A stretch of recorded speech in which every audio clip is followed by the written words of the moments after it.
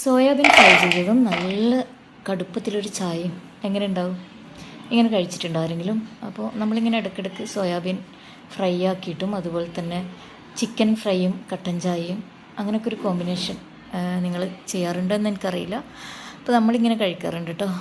ഞാനിതാ സോയാബീൻ നല്ല പച്ചവെള്ളത്തിൽ തന്നെയാണ് കുതിർത്തത്. ചൂടുവെള്ളത്തിൽ സോയാബീൻ കുതിർത്താൽ അത് നല്ല സോഫ്റ്റായി പോകും. ഫ്രൈ ആക്കുന്നത് നമ്മൾ പച്ചവെള്ളത്തിൽ തന്നെയാണ് കുതിർത്തേണ്ടത്.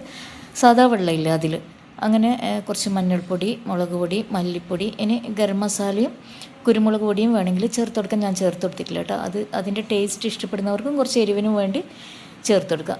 എന്നിട്ട് ആവശ്യത്തിനുള്ള ഉപ്പും ചേർത്തിട്ട് കുറച്ച് വിനാഗിരി വേണമെങ്കിൽ ചേർത്ത് കൊടുക്കാം, ഒരു പുളി ടേസ്റ്റ് വേണമെങ്കിൽ മാത്രം.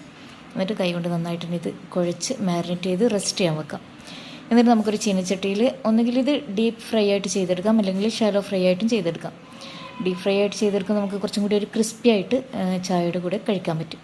അങ്ങനെ ഇതാ ചൂടായ എണ്ണയിലേക്ക് ഇട്ട് നമുക്ക് സോയാബീൻ ഇതുപോലെ ഫ്രൈ ചെയ്തെടുക്കാം. അപ്പോൾ മറ്റേ അടുപ്പിൽ ഇതാ ചായ ഉണ്ടാക്കുന്നുണ്ട്. അപ്പോൾ നല്ല ചൂടുള്ള കടുപ്പുള്ള ചായയും സോയാബീൻ ഫ്രൈയൊക്കെ ഈ നല്ല മഴയുള്ള സമയത്ത് മഴയൊക്കെ ആസ്വദിച്ച് ഇങ്ങനെ കഴിക്കാൻ നല്ല ടേസ്റ്റി ആയിരിക്കും അല്ലേ. ഇപ്പോൾ കുറച്ച് ദിവസമായിട്ട് നമ്മൾക്ക് വൈകുന്നേരങ്ങളിലൊക്കെ മഴ ഉണ്ടല്ലോ. അപ്പോൾ ഈ സമയത്ത് ഇങ്ങനെ ഓരോ കൊതി വരുമ്പോൾ നമ്മളിങ്ങനെ ഓരോ ഐറ്റംസ് ഇതുപോലെ തിങ്ക് ചെയ്തിട്ട് പെട്ടെന്ന് ഉണ്ടാക്കാൻ പറ്റുന്ന ഐറ്റംസ് ഉണ്ടാക്കി കഴിക്കാറുണ്ട്.